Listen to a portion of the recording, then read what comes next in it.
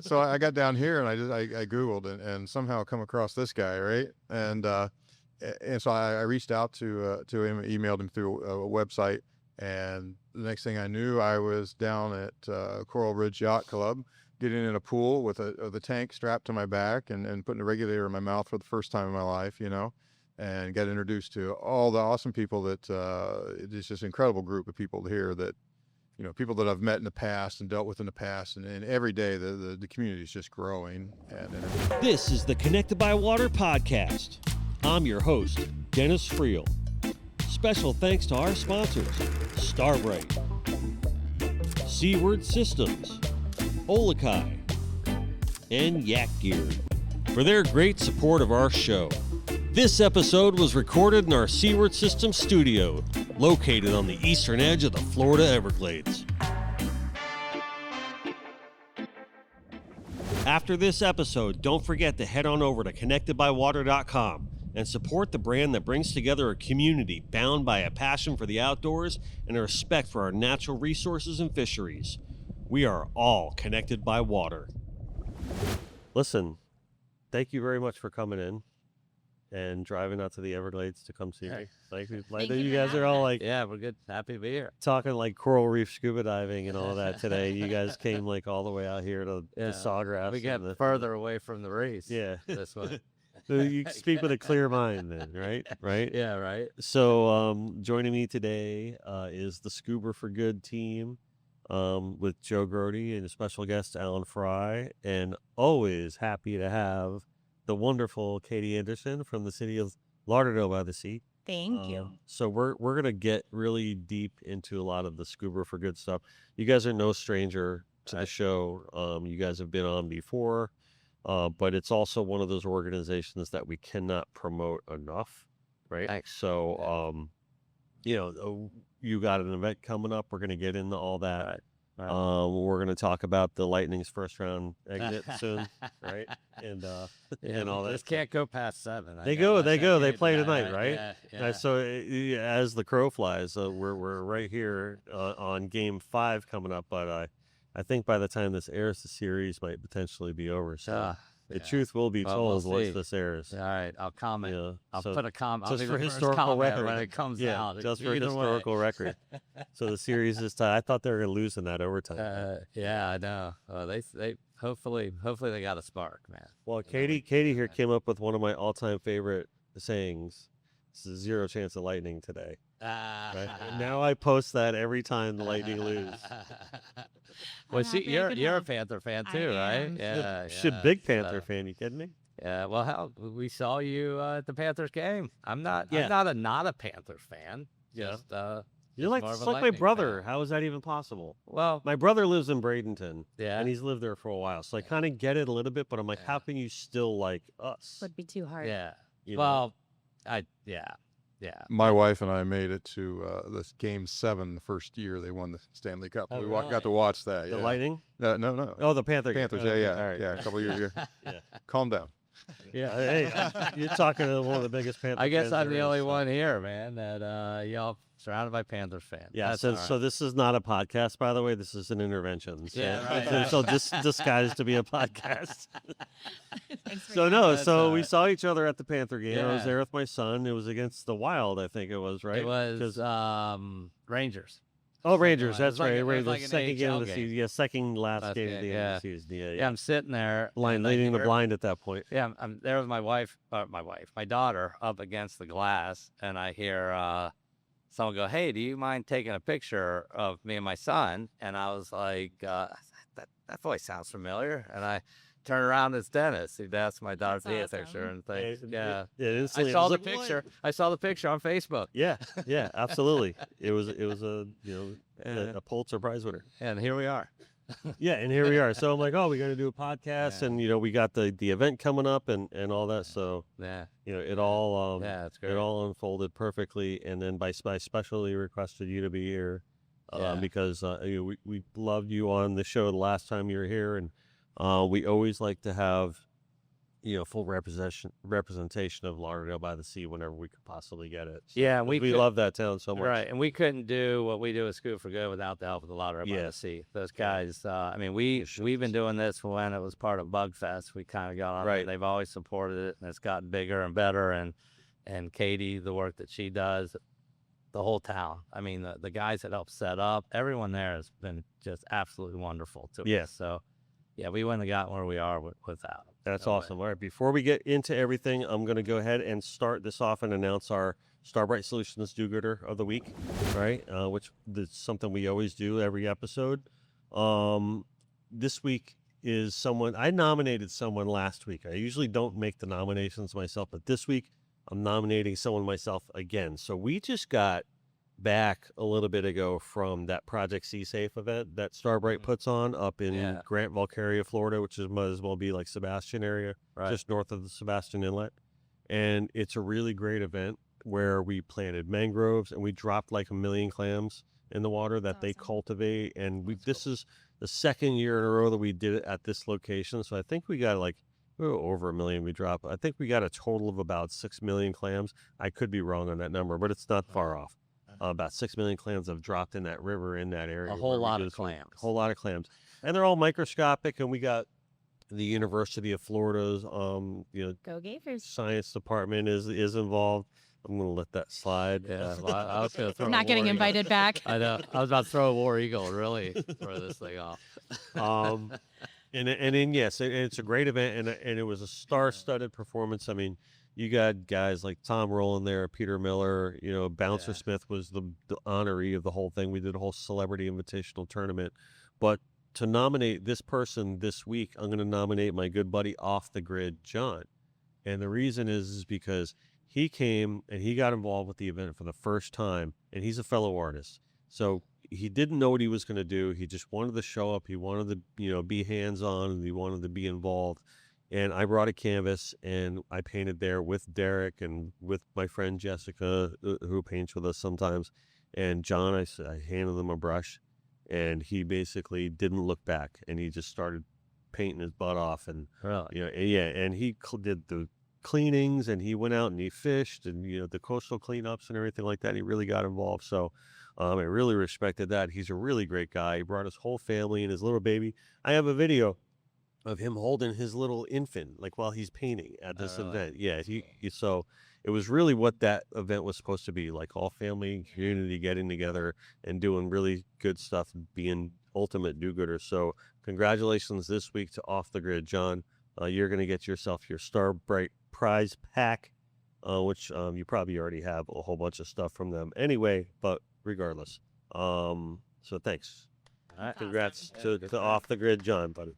And if you want to nominate a do-gooder in your area, just message us on Instagram, or you can message Starbright's Conservation Director, Corey Redwine, and your nominee could win a very special Starbright Solutions prize pack worth over $200.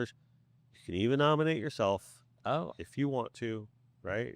I do have a boat, Katie. As we always Noted. say, ain't no shame in that game. So, and as always, thank you to our sponsors, Starbright, Seaward Systems, Yak Gear, and Olokai for your great support of our show. And without further ado, I'm going to throw away my cheat sheet. And here we go. Scuba for Good. We got our Music Fest coming up. When? Let's get right into Music Fest. That I want to sounds promote good. that in the beginning Yeah, of the 'cause show. it doesn't happen without the music. Right. Fest. So it's May 29th and 30th. Okay. This year, it's the first year we're going 2 nights. So it's 5 to 9 on Friday night and 5 to 10 on Saturday night, right? We got Saturday night, there'll be vendors and all that Food, stuff. vendor yeah. village, entertainment, and then of course bar and bands. So Yep. We got Yep. a VIP lot to look forward to. VIP area that we'll have. We have free drinks and free food that's donated by local restaurants and stuff back there. I don't know. Do we throw prices out for that? Is that all right? You can. I mean, $100. you do whatever you want. Yeah. $100 for at night, free food and drinks, and $150 for 2 nights. So You pretty really good can't beat deal, I that. think, and it's a good time out there. We also do a raffle. We got a lot of prizes. Trip to El Cid Resort and there. We got a bunch of fishing charters. We've got a whole bunch of stuff. It's on the website. It's to go out there and check it out. It's Scuba4 good.com. And that's how we raise the money for this thing. You know? Yeah. And we make the music festival like a music festival, right? We don't make it, like a big, even the raffle, we do all that even just offline almost. And because no one wants to sit up there and instead of listen to music, listen to me up there saying, okay, Play who's raffle got, bingo. for a pair of Right, fins, right. who's got, and all that. It's like, so we really try to make the whole thing. And while we're at it, hopefully raise a little bit of money for Scuba for Good. Yeah, While we're and, doing and the money's So- all going to a good place, right? So- yeah. 100% of the money that, and we'll probably get into this, but 100% of the money that's raised either will help pay for someone to get an adaptive diver, a disabled vet, adult or kid certified. And once they're certified, it will help them pay for their diving. Awesome. Yeah, it does. All the admin and everything is paid for a different foundation that I have. We pay for all the admin and all the costs. So any money that comes in goes directly to get someone underwater. That's great. Yeah. That's yeah. great, and we'll go through all that underwater detail stuff, and that is it's a really great event. We've been there. I've live painted at this event before in the past. We've shown it our full support because we believe in all the great things that you're doing. It really is a feel good event all around, and I love the city's involvement. Right. I love just everything about it. It really you've really hit a home run with this, Joe. Yeah, it's a good vibe there. And this thing started the party at my house. Yeah. And then it rained us out, and then we got on with the city, the town of, and their Bug Fest, and that we were little music festival, and that kind of got pretty good, and then things changed, and then the Dive in the Summer thing came out, and it just keeps getting better and better, and it's a good time. I mean, come out. I mean, that's if people ask how they can support. I say number one thing that is easy is show up. Before we get back to the show, here's something I use every time I fill up a tank. I add Startron enzyme fuel treatment from Starbright to my fuel for my boat, lawnmower, anything with an engine. It's designed to keep fuel fresh, help prevent ethanol-related problems, and keep engines running smoother and starting easier, especially when your gear sits between trips. You can find Startron enzyme treatment at most tackle shops and even Walmart in the automotive section. Add it every fill-up and keep your engines ready for next time you're ready to hit the water. I've been a little bit out of the loop on what's with the Bug Fest. Is that not I think a that's thing anymore? No, right? No, Okay. yeah. So your event is going to be. Do you have a band list for this one yet? Yeah. So we got 4 great. It's great too because now we can pay the bands with the help from the city, right? We used to have to beg, my cousin's friend who played in his garage and stuff like that. I think the first couple, but no, we always. So now we can get the Zach Brown band. Yeah, right. Maybe. The tribute band. Yeah, the trivia. Yeah. The money's still got to go to a good cause. It might be Zach Gray or something like that. But no, Weedline, they're pretty popular down here. Great a lot band. of people know them. They're great. Mark from Weedline, we kind of did this together to start it. So they'll be headlining Friday night, Saturday night. Sorry, thanks. That's why Katie's This here, is why I told you Yeah, you should make sure that she comes because then exactly. She'll straighten everything will be out. correct Yeah. then. Don't listen to the thing I say. Listen to what these two people say. Now, so we got Weedline and Havoc 305, which is a really great band, cover band. They're all basically play covers. Playing Saturday. Friday night we have Cheyenne Rain.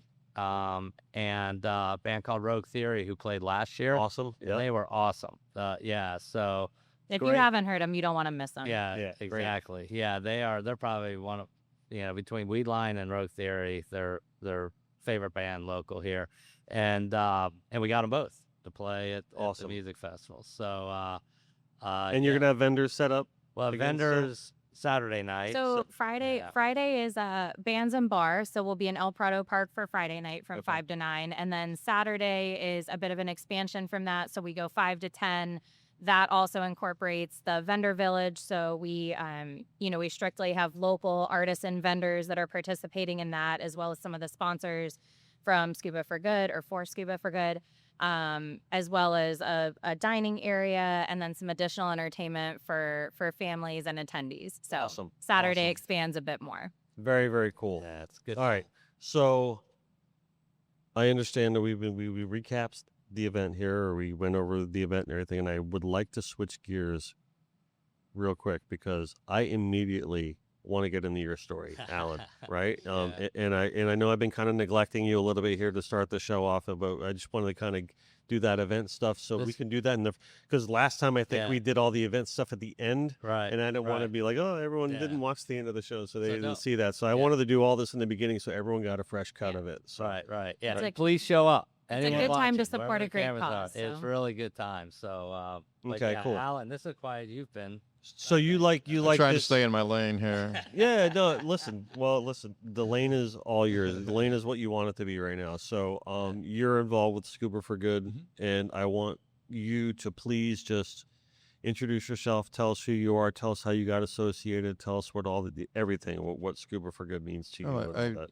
I broke my neck to get associated, I guess, is what happened. But almost exactly 8 years ago, I was training for a little event called the Ironman World Championships, Mhm. and I had a bicycle accident, and I broke 4 vertebrae in my neck and became a C4 quadriplegic, which I know you guys are probably like, wait, I saw him walk in here. Right. But yeah, so there are walking quads out there Okay. among us. You know, we kind of like zombies, I guess. But Walking. Quad. yeah, we call ourselves walking quads. So I can walk. I'm ambulatory, so I'm very lucky in that aspect. And there's a lot that went into that. Yeah, I'm sure. You know, but yeah, when my wife and I basically moved down to Florida because we couldn't handle the cold up in Ohio anymore.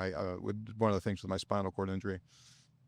So we moved down here, and I was actually wanting to get certified up there to dive. Not a lot of good diving up there, though. In Ohio. Yeah. The and, Ohio River not doing it for you. Yeah, no, and there's some quarries, but that stuff is The cold. Three you know, River there's Stadium doesn't cold have like water. a dive Yeah. platform. So I got down here and I Googled and somehow come across this guy, right? And so I reached out to him, emailed him through a website, and the next thing I knew, I was down at Coral Ridge Yacht Club, getting in a pool with the tank strapped to my back and putting a regulator in my mouth for the first time in my life, you know, and got introduced to all the awesome people that it's just an incredible group of people here that, you know, people that I've met in the past and dealt with in the past, and every day the community is just growing and everything. And yeah, So you've never scuba dived before? this? never, no. And so Joe, you know, again, through Joe's organization, they got me certified. Mhm. They paid for my certification, and we started diving. And you know, Joe always said that, like, and you know, correct me if I don't get this quite right, You probably say it better than me. but kind of the goal, or the mission statement from Joe was to make it so disabled people could dive just the same way able-bodied people do. Like, you would just go sign up on a boat and take your buddy and go dive. And so he always said that was kind of his goal. And we joke that I was kind of the poster child for that for a while, that I kind of became that first initial person to actually could do that. You know, and it's a little easier for me. I'm not, you know, I don't have to have an actual certified buddy with me. I was able to actually get my full-blown PADI certification with a lot of patience and a lot of instruction, obviously. But yeah, and I've done that. And I live a half a mile from the dive boat. And for several years, my dive buddy, he didn't have a job, so we were diving quite a bit, you know. So every year, my wife and I joke like, yeah, we better buy the VIP package. Let's look at the money Joe saved me. But yeah, I mean, and I've done everything from you know, the obvious, the Okinawas, the Lady Lucks, the you know, the drift dives. I've done shark diving. I've dove the Vandenberg, you know, and so it's just really opened up a huge new world that I had never experienced before. I'd only been in the ocean one time before we moved down here. Wow. Yeah, and that was in Puerto Vallarta, you know, and so yeah, it's just opened up a whole new world, and not only that, but the community is just, it's been insane to become a part of. Yeah, I love tying together Connected by Water moments, you know, because Connected by Water, I mean, obviously it's the name of our company, the name of our show, and we always like to just find the layers of the meaning behind that term. And this is one of them, you know, Right. really ultimately, like you've never really scuba dived. You've only been in the ocean one time. And then all of a sudden, you know, becoming connected by water has really been, it sounds like a very healing process for you. Yeah, I mean, it's there's all kinds of great aspects to being able to scuba dive, and again, all this throws back to, I think Joe knows all of this stuff, and this is kind of the driving force behind, wanting to help the Yeah, disabled people and Joe knows a stuff. lot of things. He doesn't like to admit it. Yeah. But, to get us into the water, like, depending on the disability, everybody's a little bit different, obviously, but from my aspect, when you take gravity away, even though I can walk, when you take gravity away, it makes my life easier to move around, except for diving with Tyler. He tends to make me work really hard, but which is good too, right? Good workout. But yeah, I mean, that's kind of the good aspect of it. And a lot of disabled people, they tend to get holed up inside and not experience life as much because it is more difficult and it takes more patience on the part of the people that are around you. And, so this is just that way for people to be able to really get out, get back into the community, get involved in life itself, and experience the same things as full-blown able-bodied people do. Yeah. If you wouldn't mind, I mean, Joe tells me that you were like an Ironman. Yeah, Before that, yeah, you yeah. did the Ironman training. Yeah, so You mind taking me through like the beginning of that? And like, I want really your story to be told here, 'cause I think Yeah. it's an important part of all this. You know what I mean? Because I think that's one thing that Scuba for Good does is it allows people to continue their story. Yeah, sure. I mean, yeah. So I was very fat, out of shape truck driver, 2-pack a day smoker, and all of that. After I got out of the service, I just decided that this was my route in life, and then they kind of got a little out of hand. And one day I said, this is just too much, and I think this is, and it was kind of a little off topic, but that growth mindset. You got to make that shift in your brain to say, this isn't the way I want to go. I want to make another route. And I'd always watched Iron Man growing up. I remember I was a kid on Wide World of Sports. You guys are old enough. Well, these two are old enough to remember that. We're not going to get Katie involved in that she's question. probably not. Yeah, but Howard Cosell and all that. And I remember watching Iron Man and just thinking, oh my gosh, these guys, swam 2.4 miles and bike 112 miles, and then they run, a 26.2 mile marathon. I just thought it was incredible. And I always, as a kid, thought that would be so cool to do that. And then as I got older, I'm like, yeah, that isn't happening. Right. And then, I started wanting to get back into shape. So I started doing shorter distance triathlons and things like that. And yeah, I got myself into pretty good shape. In 2017, I did a race called the Alaska Man Extreme Triathlon. And that was a 2.7 mile swim in Resurrection Bay. And the water temperature was like 48 degrees. What? Yeah. And Just then flirting, can't process that. How is that even? Isn't it frozen at 48 degrees? No. Doesn't it turn into ice or something? Listen, Dr. Science. So yeah, and it was the first time that that the wildlife in that area had seen people swim from Miller's Landing to Seward, Alaska. And the depth, it was too deep to put buoys out. So what they did is in Seward, Alaska, they put the ladder truck from the local fire department up and put the spotlight on us from 2.5 miles away.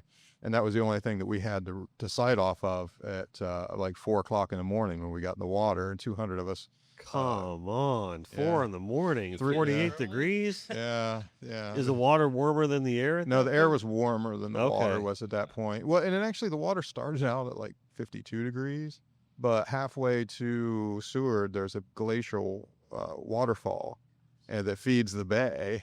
And My so you could goodness. instantly feel the water. Yeah, you could feel it. You could literally feel the water get colder, and you're halfway through that swim. Yeah. And then, so normally the transition from the swim to the bike would be about, between 5 and maybe 10 minutes on a slow day. And it took me every bit of 20 minutes for my wife to help me get, out of my wetsuit and get into my biking gear and get on the bike and head out on the Seward Highway then. Yeah. Wow.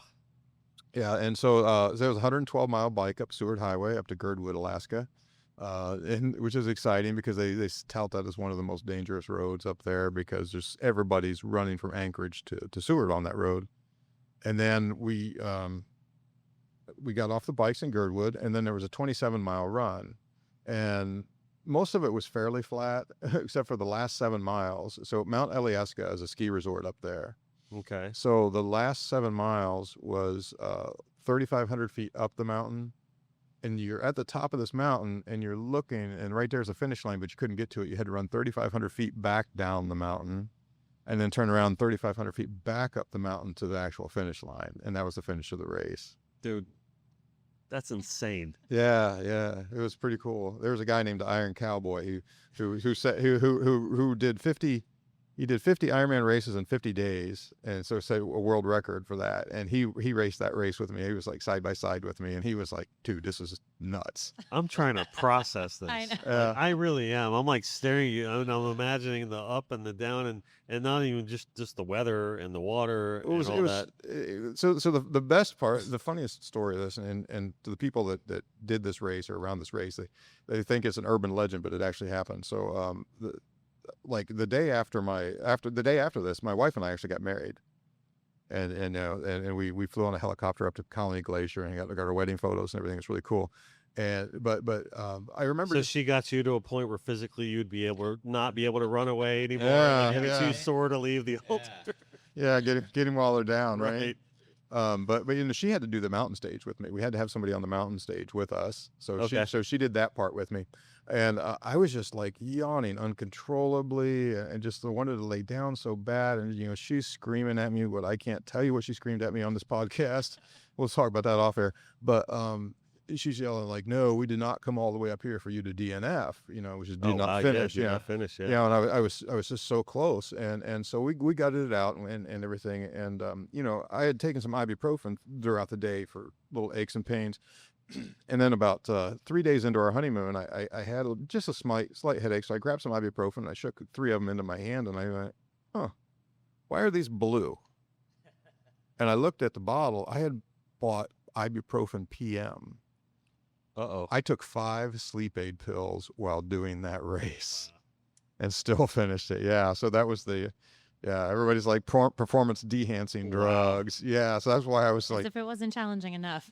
Wow. right. Yeah. I was on the bike thinking, I just want to close my eyes for a second, but I'm going to crash and die. I'll be off Is it sleep. possible there's some scientific reason that may have leveled you out? I- You maybe dropped your Right. adrenaline or something? I- You didn't put your body in it was the a gut override? fest, dude. It was, Wow. oh my gosh. Yeah. I thought you were gonna say it was a different blue pill, and Oh, Yeah, no. yeah, No. that's what I was waiting for too. Gosh, I don't know how far. Oh man, my mind is just Connected by what? racing. Ugh. Katie needs to step out. That's from not what I subscribed to YouTube for. We were talking about the music fest. They were yeah, they were skip not that. diamond shaped. No, they were Wow. terrible. But yeah, so I take So and if you can search that race on. There's actually a nice YouTube Yeah. video on that race. Yeah, Alaska Okay. Man 2017. 2017. Yeah, you can Right. see that. But yeah, it was that was it. And then like I say, then the following year I was just getting better and better and faster, and I had one of the top coaches, what I would consider in the country. He was a very high achiever, and I was just getting better and better. And I was actually making a bid for the Ironman World Championships, and I was going out. It was May 12th, 2018. It was the first day I was going to go out for a bike ride outside. It was an 80-mile training ride. And I was about 25 miles into the ride. I was doing about 23, 24 miles an hour, just trying to keep a nice, easy pace, steady pace. And I was looking in the woods, enjoying the day. Nobody was out there. It was a rail to trail up in Ohio. And suddenly I looked up, and out of the shadows, there was a tree laying across the path. And it was about, 20 feet in front of me when I saw it. So I hit that tree, and the last thing I remember is hearing my carbon fiber forks snap off. And then at some point later, woke up on my back and basically unable to move at that point. And yeah, I got lucky. Somebody happened to be jogging by like 15 minutes later, found me, called 911, and then they life flighted me down to Ohio State University. So you really don't remember hitting the ground, huh? No, I don't. And I couldn't look down. I know my bike was tangled up in my leg still because we were clipped in and everything. Oh, Yeah. The weird part, I don't know, weird, creepy. My wife had decided to go out and run in that area that day, which is up for where I grew up. And she was actually running out the path, cooling down from her run, and saw life flight take off. And had no idea it was me. She had no idea it was me. Wow. Right? So, so luckily I got flown to Ohio State University. I was the first person in the world to take part in a study where they used a diabetic drug called glyburide to treat acute spinal cord injury. And yeah, so normally the spinal cord injury gets a lot worse as time goes on, like for the first few days. But that was able to arrest any additional damage, and I really contribute that to my ability to do what I can do at this point. Wow, And it's incredible. Like you hear those stories about how life can just change in the blink of an eye. I mean, that must have been devastating for you, though. I mean, well, you had so much ahead of you at that point with the training and you know what I mean. I mean, that must have been very tough to deal with. yeah, initially, you have that. I mean, I think the best thing that the doctor told us was, you need to understand your lives have changed forever. Right. And that was a fair statement. He couldn't say I'll never walk again. Nobody knew at that point. He's still in That's a spinal good shock. way to put it, right? Yeah, it was a good way to put it. But I was also very accepting right off the bat that, like, well, this is my new life. How's this going to look? And then a week or so into it, I started, doing PT or, physical therapy. And they said, oh, you'll be able to get something back, but we have no idea what. And so I took that same mindset that I had to train for the Ironman, and I put that in my therapy. If I heard somebody down the hall say, oh, I don't want to go today, I'd be like, hey, can I have his spot? I wanted to basically train as much as I could to get as much as I could back. And yeah, there's a lot we could talk about there. From my standpoint, it was freaky. The first time trying to go up steps, first time trying to stand up, first, all of these issues. Because at first they couldn't even put me on a tilt table without me passing out.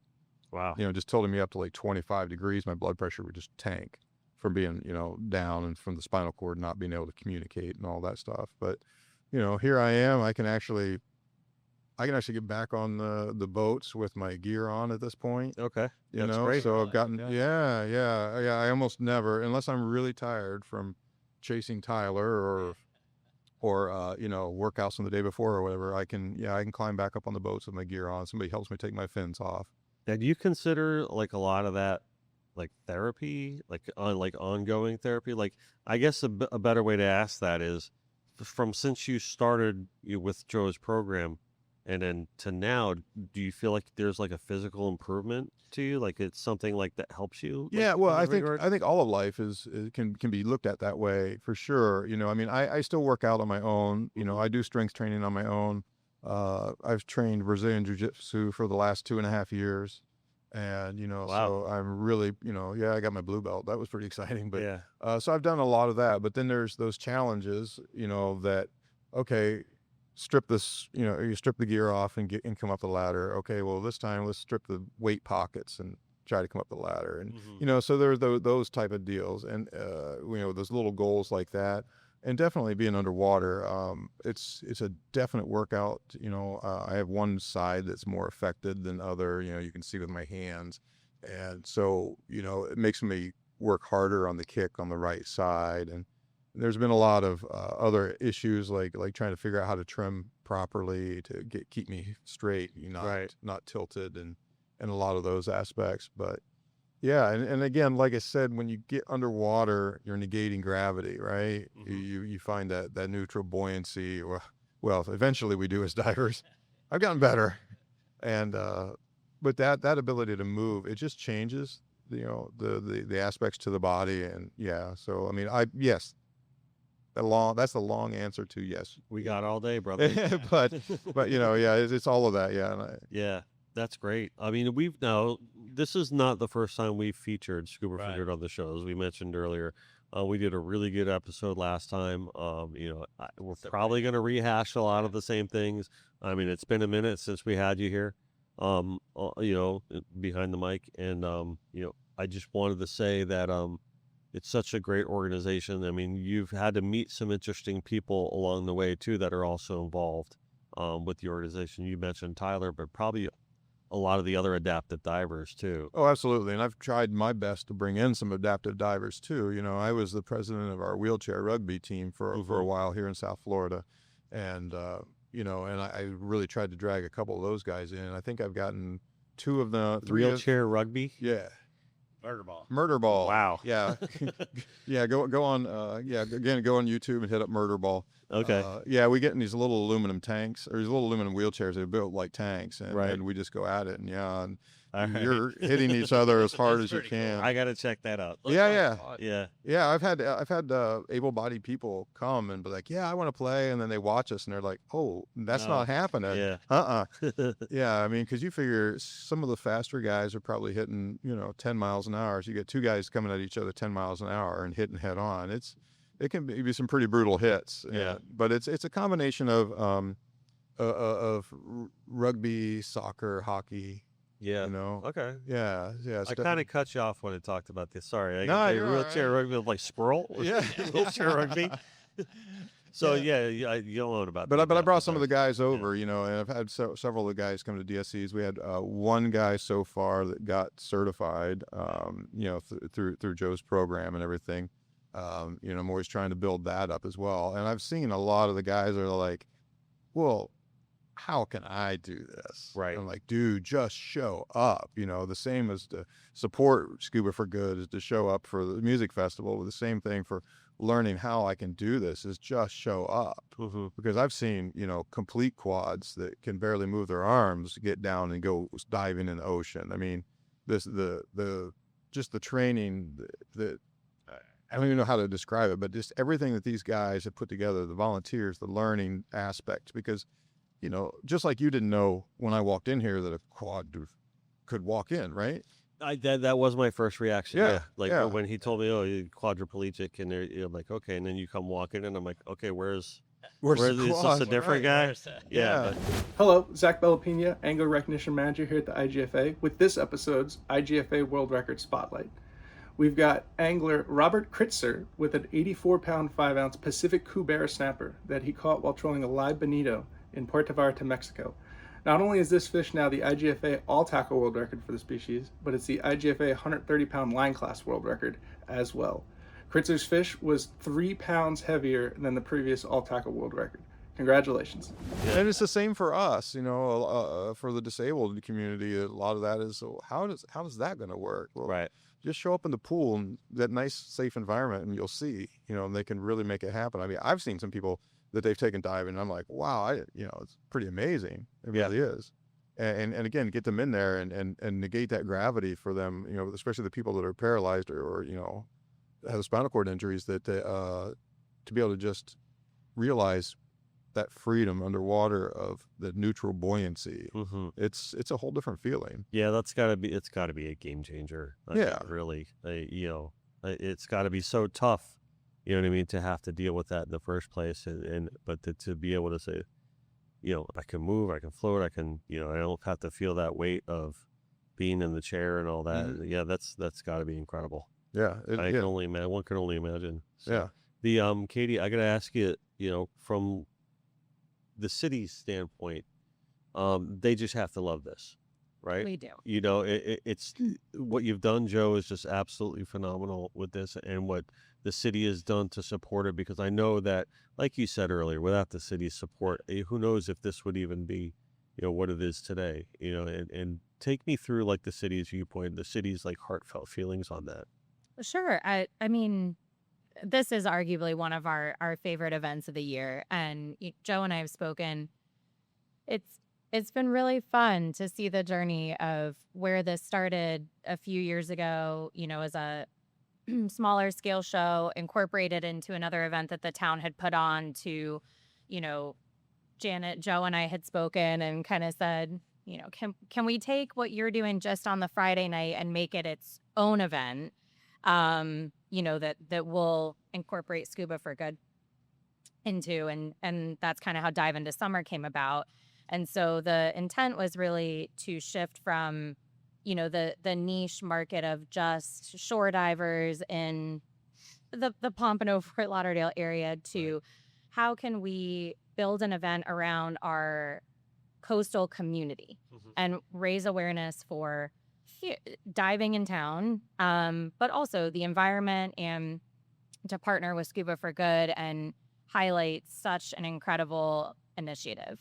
Having gotten to work with Scuba for Good for several years now, it's been such a joy to become part of that family and to see all the volunteers that, put in tireless hours working for it, and then the participants in the program, and just, the courage that they've had to try something new and out of the comfort zone, the perseverance that they've had to continue through with it.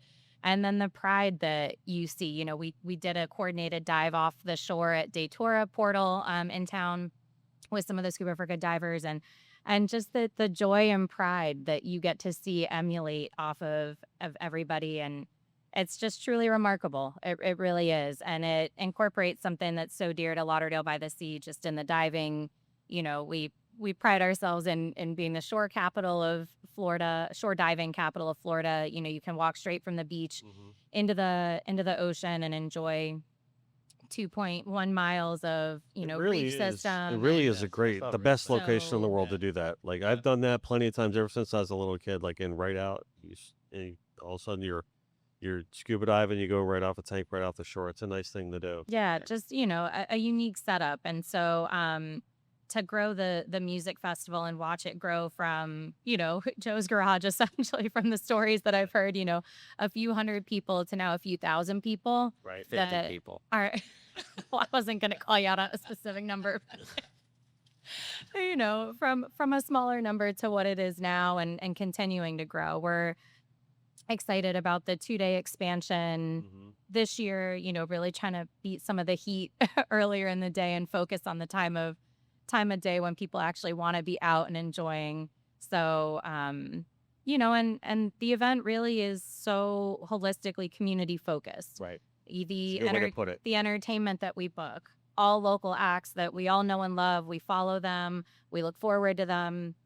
The vendors that we have participating are your neighbors, your friends, your aunt, the businesses that you frequent and support, the food vendors being town establishments, other local neighboring eateries that we all look forward to enjoying, and then of course supporting such an incredible cause. So Yeah, when we first saw each other at the hockey game, we started saying, yeah, we need to do another podcast. Your event's coming up and everything.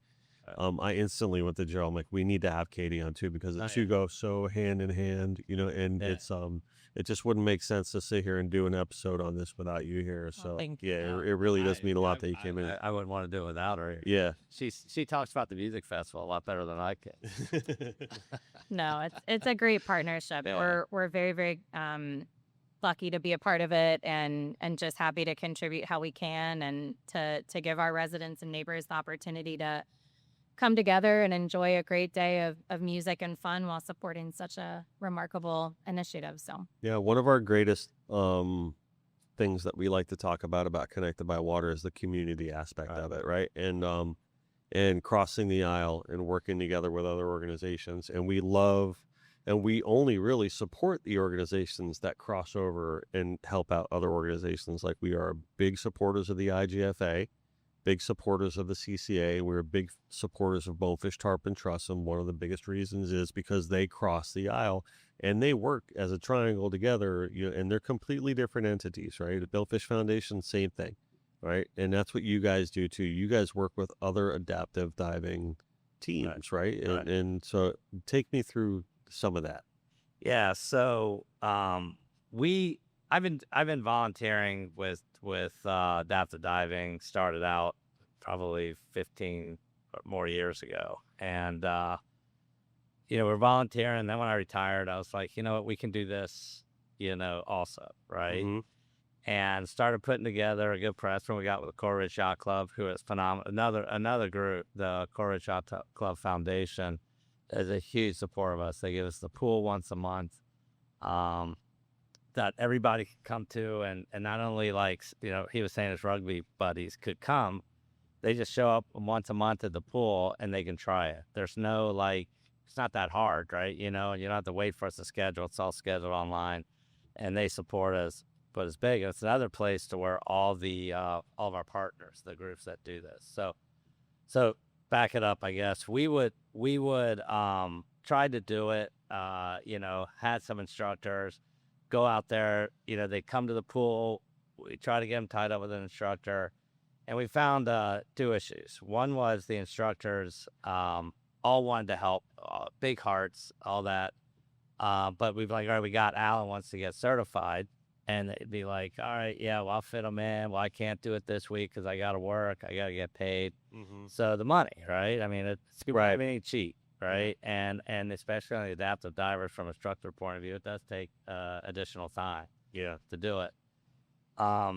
And then the other thing I realized, I want to address that real quick, Yeah. right before you go. And I know a lot of people, I don't know a lot of people, somebody out there might be thinking like, well, don't these people that want to certify just want to donate their time, and why do you have to pay for that? Why can't you get that Yeah. and everything like that? Let me just speak to that for a little bit. I think you really hit the nail on the head. Like, everyone's intention is to do that, right? Right. Is to give their time, and I'm sure they give you plenty of breaks here we in get a lot other more. places. We I'm get a sure lot you're more like out of that. than And this, we get that too as a design studio, where like organizations Right. ask us to design things or donate things to them, and we really try to when we can, but it's really hard to do when you have the bills to pay and you have Right. to put that off, Right. right? Right. Because you need to address this job that gotta- needs to get done because it's a paying job and everything. That's just a Right. reality of it. Right. So if you throw money their way, you know what I mean? Yeah. Maybe that helps justify, Or you know what I mean? Really, Putting it in the schedule, yeah, I guess. You know it's what I mean? 100%. The people that even if they're getting It's a tough paid thing to do talk it, about sometimes. right? I Some think, people you know what I always mean? said they should do it for free, and I'm Yeah. kind of like, well, then you show up and do it for free, Right. you know, like Yeah. or why don't you give us some money so we can pay, Yeah, get like- these people certified? Yeah, right? we You know, love like- helping people. We, Yeah. we do. God knows we do it a lot. the- You and know what I the mean? But ones- it's like I still got to feed a family. Yeah, you still, know? and they got to take the time off of work that Yeah, the right. time when they do it and all that stuff, and a lot of they just can't. But also too, it really to me is the way we looked at this when we came into it was how do we dive more, right? Like Yeah. we got to get more people diving, and we'd like to, right? And what is it? And we found out that was one of the obstacles that we face with adaptive diving isn't how do you get a wheelchair on the boat or how do you teach people to do these things or trim them properly and all that. It was, well, we got to find people that can train them and have the bandwidth to train them to get it, right? And so we were looking and everybody would be apologizing. Why sorry, I can't do it this weekend. I was like, well, why don't we just pay you? So you can put us in front of those people that are also pay, Right. and get it done and just make it almost like a revenue stream. And the result of that is we have, since Scuba for Good started about this program, right? When we kind of set up a Scuba for Good about 3.5 years ago, 130 adaptive divers have been certified. We are probably, I just had a few more come in this week, new dives that people went on. So we subsidized close to 700 dive trips, and that's usually 2 tank dives. So we have got 1,400 adaptive Wow. dives that people have logged in the last 3.5 years. I mean, that's crazy. 1,400 in 3.5 If you years. count, 700 dive, 2 That's tank dive trips fantastic. is what we've supported. And there are 2 reasons that happened. One is we paid for it, Right. because now we don't have to wait for someone has time, and we don't have it, and it doesn't matter. We raise the money, right? We have these cool events to raise the money and all that stuff, and we're saying, well, let's use it. I mean, or I could just donate it to people, and God knows where it goes. Where it right? goes, yeah, it goes, And yeah. I'm saying the people we don't, I'm sure they do well with it and stuff, but the way that we do it, let's donate it to make sure people go diving, Right. and get the results. So that's kind of how we set the program up. The second thing, though, too, which helped is we used to try to manage the training and the dives and all that type of stuff. Well, realize if everyone had to come through me to dive, I'm limited. It's a log jam, Yeah. right? So, there's several other adaptive dive groups that were doing this, and some of them, like, maybe they competed a little bit, which I thought was kind of funny because, like, my ocean's better than your ocean type of Right, stuff, right. and you say, whatever. So I just went and said, well, why don't we just raise the tide and float all the people up? Because if I can get, we wanted to dive more, and if I could help 5 or 10 other people dive more, then we're going to dive more 5 times more, right? And get that many more people. And that's what happened. So, and it was funny because I'd go to these partners, and they'd be like, yeah, I heard about, Dive for Vets, what you doing? And they're like, well, yeah. And I said, well, we'll do this. If you take someone diving, we'll make a donation to you. And if you certify somebody, we'll make a donation. And technically it's a donation, and we just say whatever it is. We have a set it's set amount for each dive, and that we just say don't charge the adaptive diver, right? Mhm. And or at least don't take it all. So an adaptive dive certification, if you pay for it outright, it's about $1,200. We pay 900 of it, and we're like, don't charge them more than 300, Right. you know. And I Right. don't care if you make money, just don't charge it. And I think all of our partners don't even charge the 300. They're probably you just know, they drop it just right. go do Yeah. it, or they get it funded from somewhere else and stuff. So and so we make those donations, and we've grown. In fact, Barrier Free Divers tells us that we're the reasons they started. They started since we started Scuba for Good, and they go out now. They go. In fact, they fundraise by diving because they get the diving cheap. You know, they're able to do it, so they take people diving, and we still pay for them to go diving. And since they get it cheaper, they're able to use it to help pay room and board for people that come out of town, then set up dive trips from people from out of town. So it's really just gone, you know. So really leading by taken off. example and inspiring others to Yeah, follow. Yeah, and so that thing get back to like, oh, you know, the money. Well, the money got us 1,400 dives. Right. That is why it happened. And yeah, and why wouldn't we, like what Alan was saying earlier, like why can't we mainstream it? Mhm. I mean, you know, it's like I don't think Alan wants people to feel sorry for him and do everything for free anyway, right? You don't know? take me as a person that you want any sort of sympathy from anybody. Right? Nah, I'm Like, good. Yeah. I'm good. You know, what Joe's talking about though is because I started diving before, Mhm. like the current Yeah. model, you know, and this is streamlined for my aspect so much, made it so much easier for me to go and dive actually with the model that he has working right now, and it's just fantastic. And I see it through the other, you know, because I'm involved with you know, some of the other dive groups and things as well. So I see that, and You can say yeah. them. We got Grateful Divers, Yeah. Dive for Vets, there's Aquanauts. I probably do it with all those guys. Yeah. We record every episode of the Connected by Water podcast here at the Seaward Systems manufacturing facility. Seaward Systems customizes solutions just for you, from fishing cleaning stations to dock accessories and marine gear storage for fishermen who expect more. Personalized to your style and proudly crafted in South Florida, each piece is designed, fabricated, and quality checked in our Florida facility as your custom cleaning station is built to order. Seaward Systems. Transform your dock into a destination. So yeah. And that's what I'm talking about. I Yeah. love that. Like just Yeah. you know, Yeah, it's a community. And by the, you know, like, and a lot of times people like, so they all come to our DSC to Discover Scuba event. So you come in the pool, try it out, and they're help run that with us. They all volunteer with adaptive buddies and instructors in the pool, and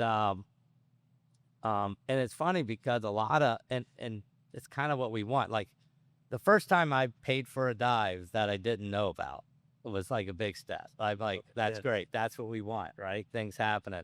And I'd say the majority of the people that go on diving don't even know we had anything to do with it, which I think is kind of cool too, because, you know, we're at the bottom trying to push all these people up. And I think, you know, that's what's cool. And I think we've done a good job of that, you know, and I think you've done an amazing job of that, Jeff. Really, I mean, you couldn't even agree more. So Yeah. I want to rewind a little bit, Yeah. right? And because this whole thing, I'm going to overlay your story throughout this entire process because I think that's really an important fabric to this whole situation, right? Right.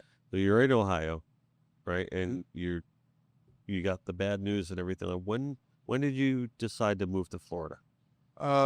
During rehab, my wife and I talked about that several times, and you know, like it was maybe time to get out of here. You know, but even after rehab, and so I did 6 weeks in hospital rehab from my private insurance at Ohio State University, and then the VA has a program for spinal cord injuries. Even though I didn't have benefits through the VA because I only served, you know, a few years. What branch? I was mostly regular Air Force, and I did a little Ohio Army National Guard. Okay. Yeah. And so My father was in the Air Force too.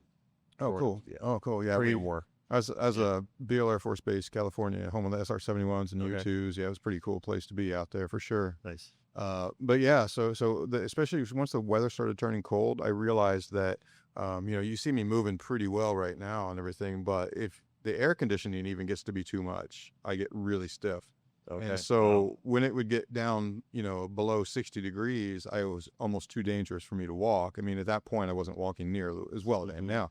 But we quickly discovered that the cold weather was not going to be good. And if I'm in a wheelchair, which I was partially, at that point in time, you get snow on the ground and ice and these sort of things. And, my wife was just done with the gray skies in the Midwest during the summer, or during the winter, That had been tough on her too. Yeah. The whole thing. Well, yeah, I mean, absolutely. She was, As strong as she was as training a person that for, she sounds, it's still she was training for the 5K nationals, right. Masters nationals, and so she was incredibly fit. We joke I've only ever beat her in a 5K one time, and but yeah, so she, it was obviously it was very difficult on her, with my injury, because suddenly she's, partly a caregiver. There were times that she had to invest in me, especially in the beginning, to be able to just do simple things like go to the bathroom or feed myself and that sort of thing. I mean, you got to understand, when I first got hurt, I literally, the only thing I could do is twitch my left elbow.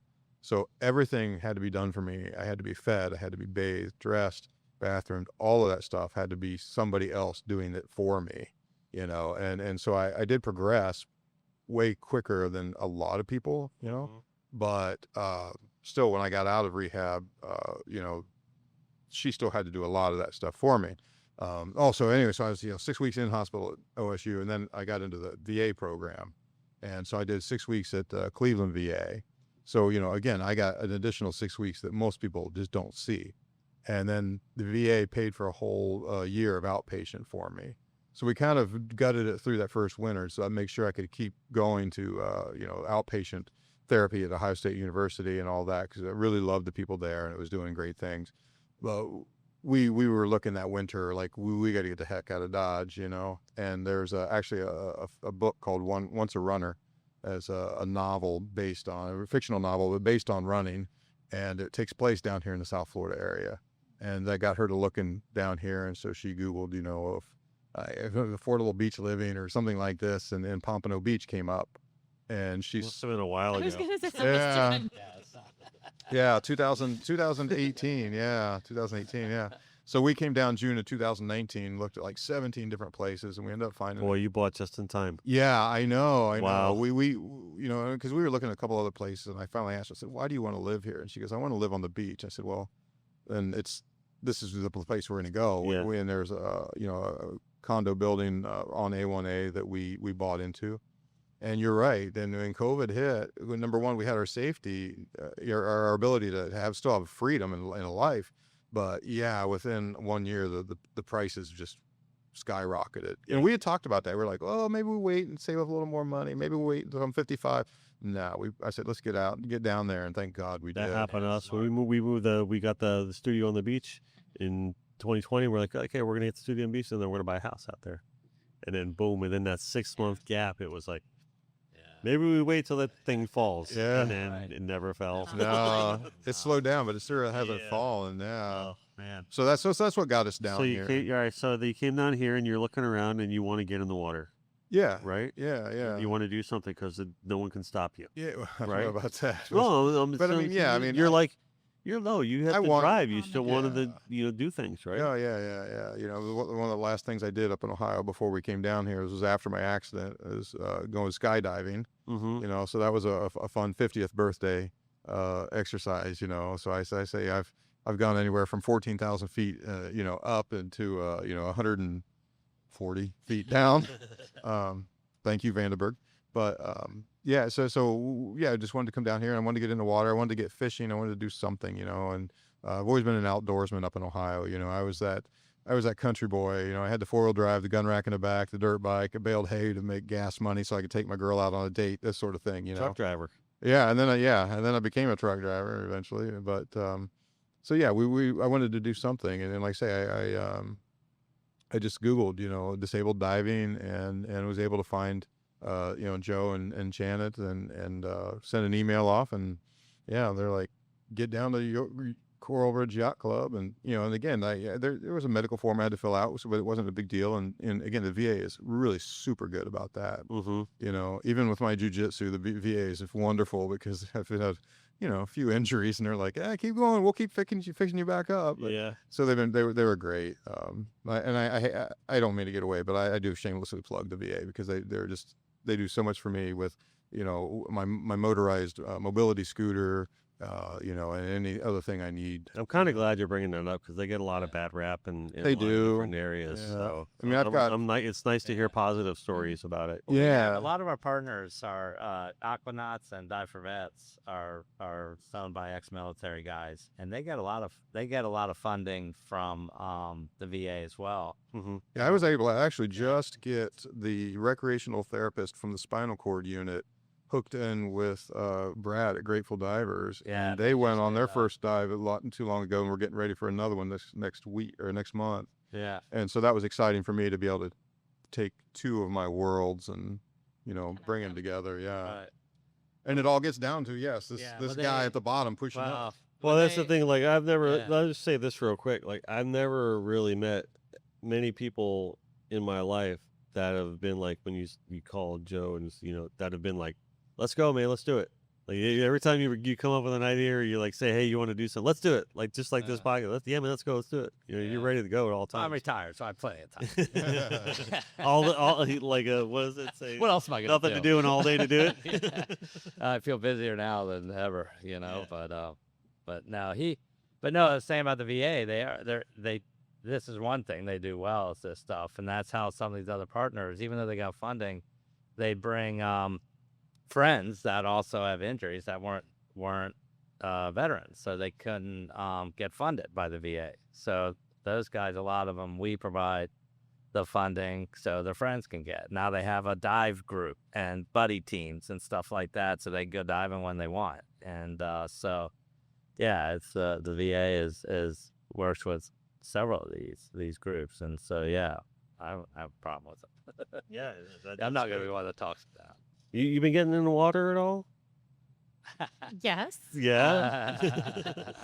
We haven't gotten her down under the water I was yet. gonna no. say, yeah, no. Any diving for you in the future coming or? I keep saying I gotta get into it. Your so- fiance's in the Navy. So. I know, and he's a Wow. big diver. So it? Yeah, Yeah. congratulations, by the way. I Thank wanted to you. formally congratulate you on your engagement. thank you. here on We're the show, very so- excited. Yeah, I bet you are. That's awesome. No, he's a big diver. So I said I'll have to get my certification. So once he's back from deployment, we can start doing that together. It doesn't sound like you're going to have much of a choice here. No. Yeah, I think all roads No. are leading to getting Underwater, for you. Yeah. absolutely. But my wife doesn't dive. No? She does as much or more of the Scuba for Good stuff that I do. Right. Yeah. So, and that's the thing too, that especially with the music festival and the Scuba for Good stuff, right? Is the diving is actually kind of the lowest rung of this ladder. I mean, it's just just because I guess it's in her name or something like that. What you really see though is what goes on, and Alan said it before, is the community. That's a surprise that I got, because you got your head down, you say, how do we do this and get this stuff going. And it's funny, we had someone do a little video of us a few years ago, and it was one of these things, let's go do it, right? And we threw it together, and he edited it, and what he saw and what came out of it, I mean, there's pictures of people diving and doing all this stuff, but all the people talking and everything talked more about the community that's been developed in this place. I mean, people have met some of your best friends now, are people you dive I've met with, so right? many people. Yeah, absolutely. And so it builds it up, and the people that come in, and we've become really good friends. Some of our best friends are someone that has a daughter that brought her into the Coral Ridge Yacht Club and do this. And people have just gone out, and it's got, that was, another thing is, it's better to be that way, to push it out, because when this stuff is happening, when you don't have anything to do with it, like directly, like setting up, it just happens. And I do feel good that, it kind of, the seed of that was what we'd started at Coral Ridge Yacht Club, and the Scuba for Good thing. And the music festival, it's a community event. It's not a dive event, right? It supports the thing, and it fits in with the town because of that. But it's a community event. It's a music event, and it's an art event, right? With vendors and everything like that. So, and that's what I thought, like, especially that little video. I was like, oh yeah, how about that? It's the diving is kind of, is a small part of it. The bigger part of it, I think, is what's come out of it. And that's probably what I was most proud about. Yeah, I can't think of anything more connected by water than that. It's really, because we look at it like that too. When we started, whatever you want to call us, like, are we an art studio? It's like, yeah, but we're also, are we a brand? It's like, yeah, or we're also, are you a podcast? Yeah, but we're also, you know what I mean? It's like, and I always wanted it to be that.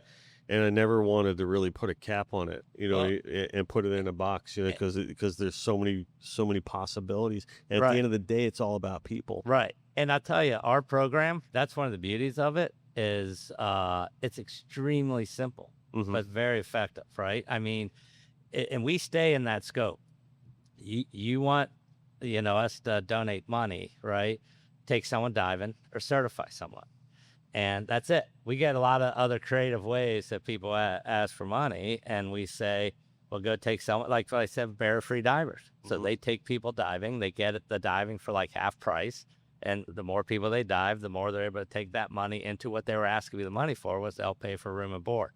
So even though we have that little, very simple and very small scope of the program, it's really driven so much of this other stuff, which is, I think, the cool part of it. The community and the friendships and that's gone out that I don't even know about. And the awareness too, Joe, of just the disabled community, and whether you're talking about somebody with a spinal cord injury, somebody that's autistic, somebody with Down syndrome, or any or cerebral palsy, or any of these things. Look at the sheer number of people that you've gotten involved in this community that now have an awareness about all of these different disabilities. I mean, I've done my best to educate people that quads can walk, but just to learn about these other disabilities and how these people get through their lives and stuff. So it's just, even outside of the scuba, the diving realm, you've gotten this growth in people's mindsets and their brains, to where they understand a lot more about this. And then as they go through life and they see somebody or talk to somebody, I've dealt with somebody that had that disability. Let me tell you about it. And there's just the ability. I'm always looking for an opportunity to educate people about, about my disability, and it's not because I want special treatment. It's just because if you can understand it better, then you can have a better understanding for the community as a whole. So I want to ask you guys. One thing I want to just say, go just for a story. It's a cool story with this guy Christian that comes to the DSC, and he's kind of like, he's autistic, pretty almost all nonverbal, but he paints. And you got to meet this kid. Yeah, yeah. And I'm like, wait, what? Yeah. So so he'll do shirts, and he did a painting of one of the girls, comes in, puts a little mermaid thing on, and he had a painting of her underwater when they went to Wahoo Bay one time. It was beautiful. But then he had an art show where they hooked up with I forgot what it was. There's some kids. So he hooked up with a bunch of kids from the school, and he painted what he remembered from each one, and they did it up here in Coral Springs, right at the thing. But it was really cool because I'd say 15 or 20 people from the dive community showed up to that art show, at least when I was there. And he had a really cool, what I thought the coolest thing, he had all the stuff that he had the show for, but he had where they would take a picture of like a famous painting, like that Starry Night painting, right? And then he did his version of it, and it was right next to it. And it was so cool, and that stuff. And so none of that had anything to do about diving, right? It's just, you see everybody supporting each other like that. And that's what I think the coolest thing. And you learn, I didn't know anything. I got in this because I like diving. I didn't know anything about any of these disabilities or anything, or how, in fact, you get a lot of people get intimidated around people with disabilities. I mean, I was and stuff. Now I probably can't say all the jokes that me and Alan talk about, but they call me the fake quad, by the way. Yeah, I know. I think he just does it for the parking. I do. That's why my wife stuck around. So no, it's just really, really cool, and that's what I think we're it's cool to take people diving. It's cool to see them take the first steps, like since their accident, because you're weightless down there. Or it's really cool to see the family, the reaction to them, or the caregivers that see them doing that, right? And it's cool to hear them now that they're, what Diveheart used to say was, they're not Alan the quadriplegic, used to be an Ironman. He's Alan the diver, Right. and it provides that. And even like everyone says, oh, you're doing this for these guys, these people with disabilities, but it's we get out of it. When you're talking about the Starbright thing, doing some stuff at that event, right? You Project feel CSIP, good yeah. when you do that, and you see people that come in, the volunteers, they get so much out of it, that you see. We've had people come up all the time and say, I was in a really bad place, and I came in here and started helping this, became a buddy, and I'm doing good now. And they get within the community and all that type of stuff. So there's definitely a give and take, and sometimes I think for me the take is probably more than the give that we do. I love what you're saying right now so much, because you basically, remember I was going to ask you a question about 5 minutes ago? You just answered it, like really. I mean, in kind of a roundabout way. Yeah, well, I do. Because at the end of the day, we always say that, like, you could win the lottery and it would feel great, and you make a bunch of calls, hey, I won the lottery, and it's being good, but that feeling is fleeting. Right. But when you do good and you give back, that no one can ever take that away from you, and that's forever. Yeah. Right. And it's not that hard. It's not really that hard. Isn't that hard. I want to ask you guys a favor, if you could, for me here, and I know sometimes it's risky to even ask this. As long as it's not to do push-ups. It's not push-ups. It's not. It's I'll race you. Can we nothing race me? Nothing physical. It's more emotional, I guess. I really want you guys, if you would do me this favor, is just like search your hearts a little bit real quick, and answer this one question for me as deeply as you possibly can, that would possibly allow. Why do you do it? All of you.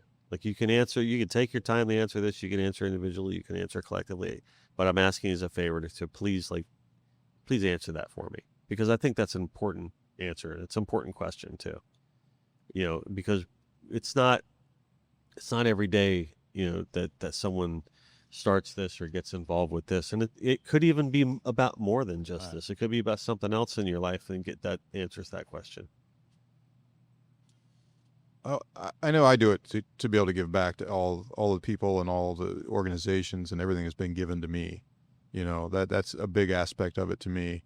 And there's, several depths to that, whether it's just being able to share my mindset, because I've seen the guys that were freshly injured and gave up, just literally said, well, why even try? My life is over, and I didn't have that mindset. I had that, well, I'm going to see what I can do with this. And organizations like Scuba for Good have given me opportunities that I might not have had otherwise, or it would have been a lot more difficult and a lot more expensive, to the point where my wife and I might have made a decision not to head that route, So the experience is there to be able to give that back, not only to Joe's organization, to Scuba for Good, and the other organizations that I'm, part of, whether it be my time or just trying to promote, hey, come to the music festival, right? Everyone come to the music. Yes. Or if it's, getting divers out there, but it's also to give back to the disabled community of, look, guys, follow me. Look, let me show you what we can do with this, And so for me, from my aspect, it's just to give back for, all the just tremendous amount, whether it be the PTs and the OTs, and I know they get paid for it and that's their job, but they also commit. I do talks for occupational therapy classes out of University of North Carolina, and that was one of the big things I tell them. I'm like, you are donating or dedicating your life to help people like me. And that's why I do those talks. That's why I try to promote Scuba for Good and try to involve people in adaptive athletics. Adaptive sports is a big thing. And scuba diving is an adaptive sport, and it's given me back, because I was that Ironman competitor. I was heavy into that. And so I say, well, how can I get a bit of that back? Well, instead of the rush of, jumping into the water in Resurrection Bay, it's going to be, diving to Vandenberg, diving to Oriskany, these big dives and things like that I can do now. So much has been given to me is my ability to do whatever I can and give that back. So that, I guess that's kind of where I'm at with that. That makes sense. That's too, good. Yeah. No, I mean, purpose is a huge thing, especially in something like this. Anyone else want to take that ball and run with it? That's why I do it. It's like, why not? As simple as that. You can, You didn't have to do this, Joe. yeah, but why not? Right? You can doom scroll on Twitter, right, and be miserable. You can walk around, road rage and get all pissed off at things, and there's plenty of things to be pissed off at, right? But isn't it a better way to go through it? It's just not be an asshole. I mean, that's really what like what else is, like, why not do it, right? Not, I tell my kids, just be a good kid, right? Whatever. That's a good answer on anything that goes haywire, right? Just be good. That's my original foundation. What this came out of is G for good, right? And it's, good people doing good things, right? I mean, just everyone knows what good is, right? And everyone can do it. It ain't that hard. It's better. It's better. Like when when you're being an asshole, and most people feel like crap about it, I think, right? But when you're just not being one, it's better. It's a better way to live your life. And so, yeah, of course you're giving back and you're helping people and all that type of stuff. But, just live your life, in a good way, And so when you're thinking that, then this kind of falls right in place with it. So it's nothing, oh, Joe does this and Joe does that and stuff like that. And it's nice to hear and all that type of stuff. But I mean, it's I just try to be good, and so, yeah, I think, and there's so many good people out there. So many. You hear about all the bad stuff, right? Because that's, I guess, what gets clicks or hits the news or all that stuff. But just look around. It's there's so much good out there, and it's a much, man. In fact, I was just talking to my dad because we got some things going on back home. But there was this guy. He had MS. Jim, we couldn't remember his last name. He was some advertising executive, and he was the happiest son of a bitch I've ever seen, wheeling around this thing. And every time you see him, he was getting worse and worse and worse.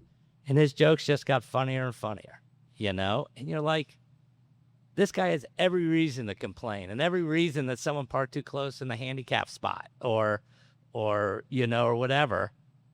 Happiest guy I've ever seen. Why can't we be that? And then if you're that way, then I think, it's easy to take people with disabilities diving. It's easy to go skydiving with people with disabilities with diving, right? And it's easier just be around people that are like that, right? So, yeah, it's not hard. It's actually easier to be good. So why not? Yeah, the world needs more of that. But there's tons of it out there. I think there's way more good than bad. And a lot of people don't want to believe it. They believe that this world is in a messed up place right now, and I'm not buying in. Right. I mean, either. But but you just look for it. And people say all the time, man, I wish I just don't dive. I really like to do something like that. I'm like, what do you like to do? If you like to skydive, I guarantee you, any hobby that anyone has, there's somebody doing it with people with disabilities, or there's someone's doing it for poor kids. And so go do it. Then you get to skydive or scuba dive or drive race cars or horseback riding. The stuff that you want to do, you can go do it. And then what you do, you're around people that like horseback riding and skydiving, and they're also good people, So isn't that a better way just to go through it? And there's plenty of stuff, just life's hard. So I don't want to get all preachy, but life's hard, but it's a lot better when you got good people around you, And so, yeah, just whether it's Scuba for Good or showing up to the music festival, that's a lot of fun too. And, but yeah, man, just do it. And there's so much of it going on, and you can help people that are doing it and all that stuff. So yeah, why not? Amen. Katie, you want to throw in on that? Yeah, I mean, I wish we had ended on that. Oh, sorry. So no, it's, I guess I would say, why do you do what you do? The joy of it. And it's going to hit a little bit to some of the comments you made earlier, and it might come off a little corny, but, I know it strays a little bit from the organization itself, but from an event standpoint, there's, a lot of work that goes on behind the scenes. but so you're tired, you're emotionally, physically exhausted, and the event finally culminates. And when you can take a step back and just objectively look at what's going on, and you see friends dancing with friends, strangers, hugging strangers, and sharing the time and the laughter, and when you realize that the stories made at the events you culminated are the stories that people are going to be telling at their own personal gatherings from years to come. It's the photos from these occasions that they're going to be using for birthday reels and storyboards moving forward. It's the community aspect and the joy that you get to bring to so many people is, I would say, what drives me to do what I do. And so as someone who's been fortunate enough to be on the peripheral of the Scuba for Good family, to be able to take something that I'm passionate about in, the event sphere, and get to incorporate such an incredible cause and watch that merge. The Dive Into Summer Music Festival has been really, truly an extra special event. So we're really excited for the end of the month, and to have everybody join us in Lauderdale-by-the-Sea and continue to have fun and do good. Well put. And show up. Yeah. Yeah. So well put. And also just want to say I've said, I guess before, is there's no way in hell that 700 dives or 1,400 dives been logged, 130 adaptive divers been on without our partners. Right. They do the training. Mhm. We do the easy part, man. We just got to strike a check. The town, and Katie busts her. She does. I think works hard I think that on we this probably thing, haven't yeah. like explained that enough here on this Yeah. episode. Which, But I mean, when you walk into the music, a lot of like friends of mine, or who've had families show up and they're thinking, oh, Joe's doing a music fest. They think it's just going to be like, some guy sitting on some boxes, playing some stuff. But when you walk in this music festival, it's legit. yeah, no, it's I mean, impressive. it's it's impressive. it's pretty impressive. I mean, the Full stage. yeah, the Yep. tent, the huge tent over El Prado Park. So we get you. There's cooling fans in there, so even if it is Mhm. warm at night, it cools down a little bit. And the bands are great. I mean, professional stage, with professional sound, all that stuff. I mean, it is a true music fest, which is really cool. And even like people like Alan, I mean, he does, a lot of the people that come, some of it is great. Some of them I don't even know, which is I kind of like, or it wouldn't be as big. But people like Alan come in that it's really cool, people that you say you help, but they're actually helping you and other people more, right? And you see that. So I just came up with the idea and that type of stuff. But man, the people, the partners, and the town, and people like Alan and stuff that really ran with it is what did it. And I can't thank those guys enough. That's great. You really come to the event, but I want to give a little bit of rundown too, because as we kind of close this out here, Katie, if you could give me some of the other things that community events that Lauderdale-by-the-Sea is getting involved in, other than the Scuba for Good event, because I want you to kind of give a little bit of a snapshot of how deep the city's involvement goes with the community. Sure. So I've been lucky to be with the town now for actually this month is 4 years. So we've been really, taking the foundation that the events department has had, and look to, every year we want to get a little bit bigger and better than the last. And so with, some of our staples like the July 4th celebration that we have coming up, the Christmas by the Sea, the holiday, tree lighting. That's a great event, by the way. Thank It you. really is. That's a special little thing. It man. It's is. so cool. Don't call her the week before that though. Yeah. The Grinch. That Thursday, the first Thursday in December on, I am available again for phone calls and whatnot. But no, I mean, we've had some really incredible staple events that are, I would say, pillars of the community, but things like the Friday night musics, where we just get to, have a giant street party and patron the restaurants, and shops and hotels and all of the great places that we have in town. The Party in the Park series that we've been doing for the families. So just, some smaller pop-up things in the newly renovated Frye Park has been wildly successful. And it's really great to give people, the comments I keep receiving are just it's just a great opportunity to have, to come out and bring their kids to a fun, safe environment. We're, grateful to our BSO team for always being a part of those with us. And, we're starting the Paws and Palms dog walking club. Oh, cool. And yeah, we're excited for that one to come through. But really just watching the expansion of so much of the programming that we have, and always looking to get a little bit better year over year. Yeah, nice. Awesome. Where can people go to get involved, check out, get information about the event, but more importantly, get more information about Scuba for Good? Yeah, everything is for Scuba for Good. It's the number 4 on Instagram and Facebook. There'll be a lot of stuff coming up here in the next couple of weeks about the music festival. Go to the town. We're doing like a dive vlog thing. Oh, yeah. To where several of the local businesses are offering some kind of deal or sponsorship.